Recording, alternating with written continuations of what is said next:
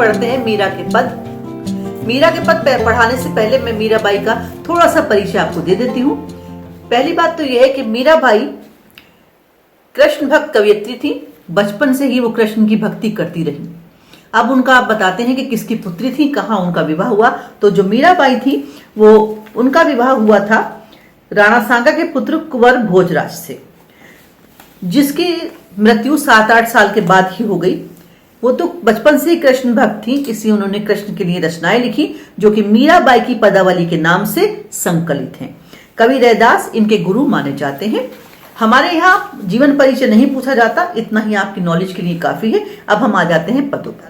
पहला पद मैं पढ़ती हूँ, आप पुस्तक में देख लीजिए। मेरे तो गिरधर गोपाल दूसरो न कोय, जाके सिर मोर मुकुट मेरे पति सोई। छाड़ी दई कुल की कानी कहा करी कोई, संतन ढिंग बैठी बैठी लोक लाज खोई। असवन जल सींची सींची प्रेम बेली बोई, अपता बेली फैल गई आनंद फल होई।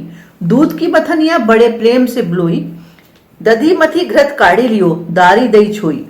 भगत देखी राजी हुई जगत देखी रोई, दासी मीरा लाल गिरधर तारो अब मोही। तो इसको मैं बताती हूं आपको। तो देखिए, मीराबाई कहते हैं कि उनके तो केवल श्री कृष्ण है, दूसरा कोई उनका नहीं है। वो श्री कृष्ण जिन्होंने गिरी को अपनी उंगली पर धारण कर लिया था। और उनके वेशभूषा की बात बताती हैं कि जिनके सिर पर मोर का मुकुट है वही उनके स्वामी हैं। उन्होंने श्री कृष्ण की भक्ति के लिए, श्री कृष्ण की प्रेम के लिए अपने कुल की मर्यादा को छोड़ दिया। अब उनको जो मन चाहे कोई कहे, वो किसी की परवाह नहीं करती हैं, क्योंकि संतों के साथ बैठकर उन्होंने अपनी लोक लाज को खो दिया है। तात्पर्य यह है कि वो कृष्ण की भक्ति में इतना लीन हो गई हैं कि अब उन्हें किसी बात का कोई भी एहसास, कोई भी परवाह नहीं रही है। असवन जल सींची सींची प्रेम बेल बोई, उन्होंने एक प्रेम की बेल लगाई थी जिसको आंसुओं के जल से सींचा है, और अब बेल बड़ी हो गई है और उसमें आनंद के फल आने लगे हैं। तात्पर्य यह है कि वो तो बचपन से ही श्री कृष्ण की भक्ति थी, श्री कृष्ण की भक्ति किया करती थी। भक्ति करते करते उन्हें बहुत समय बीत चुका है और अब इस भक्ति में ही उन्हें अच्छा लगता है। दूध की मथनिया बड़े प्रेम से बिलोई, दधी मथी घृत काढ़ी लियो दारी दई छोई। जिस तरह से दूध को मथते हैं, उसके बाद मथने के बाद जो मक्खन है उसे निकाल लेते हैं, जो वेस्ट होता है उसको छोड़ देते हैं। इसी प्रकार से जो कृष्ण की भक्ति रूपी प्रेम है वो उन्होंने ले दिया है, यानी कृष्ण को, उसकी भक्ति को अपना लिया है और सारे संसार के लोगों को छोड़ दिया है। मीरा के मत के अनुसार जो श्री कृष्ण है वो घी के समान है और बाकी सारे लोग जो हैं वो उसके बचे हुए मट्ठे या वेस्ट के समान हैं। भगत देखी राजी हुई और जगत देखी रोई। भक्तों को देखकर ही बस उनको अच्छा लगता है अब, और जो संसार के दूसरे लोगों को देखती हैं तब उनको रोना आता है, क्योंकि संसार के सारे लोग जो हैं वो अपने अपने मोह माया में लग गए हैं। कोई भी भक्ति मन से नहीं करता, इसलिए केवल भक्तों को देखकर ही उनको अच्छा लगता है। दासी मीरा लाल गिरधर तारो अब मोही, और इसीलिए वो श्री कृष्ण से कहती हैं कि मैं तुम्हारी दासी हूं और आप ही मेरा उद्धार कर सकते हैं।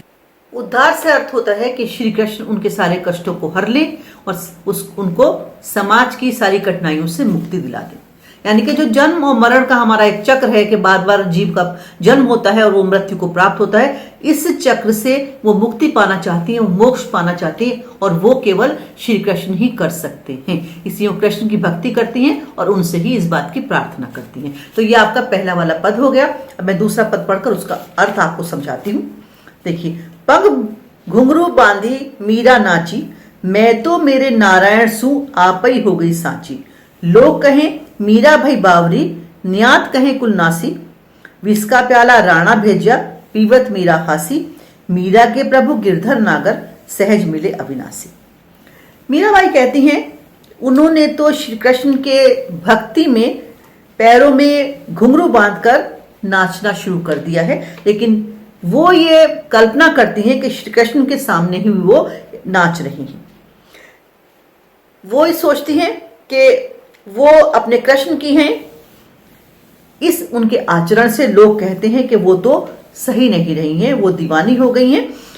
परिवार और बरादरी वाले लोग कहते हैं कि वो कुल का नाश करने वाली है। लोग कहें मीरा भाई बावली, न्यात कहे कुलनासी।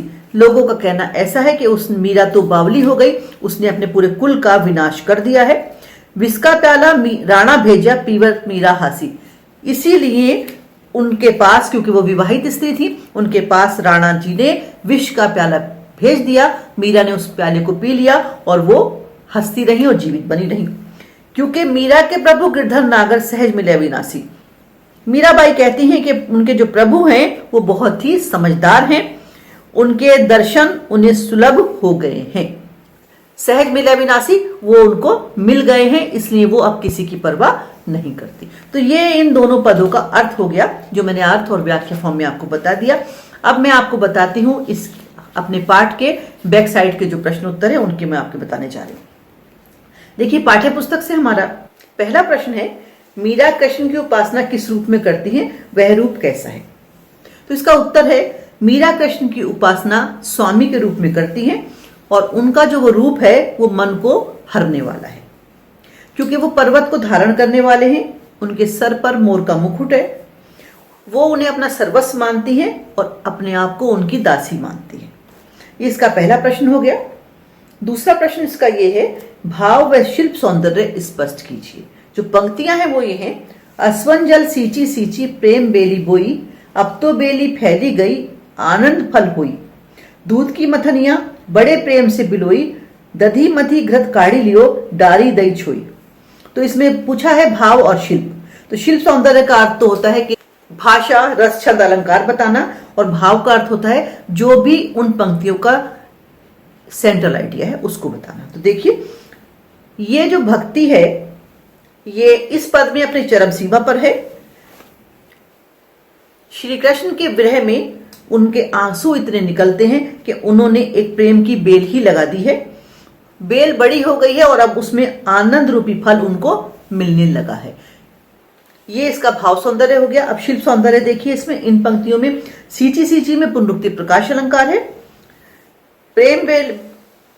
प्रेम बेली आनंद फल असवन जल, यहां पर रूपक अलंकार है और इसमें राजस्थानी मिश्रित ब्रज भाषा है। बेली बोई में अनुप्रास अलंकार है और हम इन पंक्तियों को गा सकते हैं, इसलिए हम कह सकते हैं इनमें संगीतात्मकता है। अब दूसरा था, इसमें दूध की मथनिया बड़े प्रेम से बिलोई, दधी मथी घृत काढ़ी लियो डारी दई छोई। तो देखिए, इसमें इसका भाव यह है कि कवित्री ने दूध की मथनी से भक्ति रूपी घी निकाल लिया है, अर्थात सांसारिक सुखों को छोड़ दिया है और जो भक्ति का एक अनमोल चीज है वो उसने ले ली है। इसमें वो भक्ति की महिमा यानी कि भक्ति की वैल्यू को दर्शाती हैं। ये शिल्प सौंदर्य इसका देखिए, यहां पर राजस्थानी मिश्रित ब्रज भाषा है, प्रतीकात्मक है घी भक्ति का, और छाछ यानी कि मट्ठा यानी कि वेस्ट सांसारिकता का यानी संसार की दूसरी चीजों का। दधी घृत आदि तत्सम शब्द हैं, इसे गा सकते हैं और इसमें संगीत है। इसका थर्ड प्रश्न है, लोग मीरा को बावरी क्यों कहते हैं? श्री कृष्ण के कारण से, श्री कृष्ण की भक्ति के कारण मीरा ने अपनी सुध बुध को खो दिया है। उसे अपने परिवार की, अपने कुल की, अपनी परंपरा की किसी मर्यादा का ध्यान नहीं रहा है। उसने श्री कृष्ण के लिए राज परिवार सब कुछ छोड़ दिया है और अब वह मंदिर में भजन गाने लगी हैं। कोई कितना भी उनका विरोध करे लेकिन वो किसी की बात अब सुनने वाली नहीं है, इसलिए लोग उन्हें बावली भी कहते हैं। इसका चौथा प्रश्न बनता है, विष का प्याला राणा भेजिया पीवत मीरा हासी। इसमें क्या व्यंग छिपा हुआ है? इसमें वो व्यंग चाहते हैं, क्या कमेंट है? जब मीरा ने लोक लाज को छोड़ दिया, संतों के साथ बैठकर वो गाने लगी, तब राणा सांगा ने उनके पास विष का प्याला भेजा, जिसे मीरा ने हंसते हंसते पी लिया और कृष्ण की सच्ची भक्ति के कारण उनका बाल बांका भी नहीं हुआ। तो यहां पर व्यंग ये है कि जो सच्चे मन से प्रभु की भक्ति करता है, कोई चीज उनका कुछ भी नहीं बिगाड़ सकती। इसका ही पांचवा प्रश्न है, मीरा जगत को देखकर रोती क्यों है? संसार के सारे लोग जो हैं वो मोह माया में इस कदर डूब गए हैं, वो अपना जीवन बिल्कुल व्यर्थ कर रहे हैं। सिर्फ सांसारिक सुख जो है वही उनके जीने का आधार है, वो उसे ही सच समझते हैं। मीरा उनकी इस दशा को देखकर परेशान होती है और रोती है। तो ये आपके हो गए मीराबाई के प्रश्नोत्तर जो आपकी पाठ्य पुस्तक में बैक साइड में दिए हैं। तो 2 वीडियो मैंने मीरा के आपको बनाए, जिसमें दोनों वीडियो में मीरा का सारा वर्क मैंने आपको दे दिया। ध्यान से वीडियो को सुनिएगा ताकि आपको याद रहे। Thank you.